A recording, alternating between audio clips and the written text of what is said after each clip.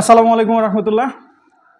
সদ্য কয়েকদিন আগেই প্রকাশিত হয়েছে 2024 সনে ডিএসএমএস পরীক্ষার ফলাফল প্রকাশিত হয়েছে। তো এখন যে অনেকেই জানতে চাচ্ছিলেন যে যাদের ফলাফল আসেনি বা যারা তাদের রেজাল্টের উপরে বোর্ড চ্যালেঞ্জ যেটাকে বলা হয়, বোর্ড চ্যালেঞ্জ করতে চাচ্ছেন বা তাদের খাতাগুলো পুনর্মূল্যায়ন করতে চাচ্ছেন, তারা অনেকেই জানতে চাচ্ছিলেন যে কীভাবে করা। তো এটা গত 21 তারিখে বোর্ড থেকে তথা আমার হোমিওপ্যাথিক চিকিৎসা শিক্ষা কাউন্সিল থেকে একটি প্রজ্ঞাপন আকারে একটি নোটিশ জারি হয়েছে। তার আলোকে আগামী 7 কর্মদিবসের মধ্যে আপনি এটি আবেদন করতে পারবেন। তো যিনি আবেদন করতে চাচ্ছেন তার প্রত্যেক বিষয়ের জন্য, প্রতি বিষয়ের জন্য 500 টাকার ব্যাংক ড্রাফট বা পে অর্ডার করা লাগবে।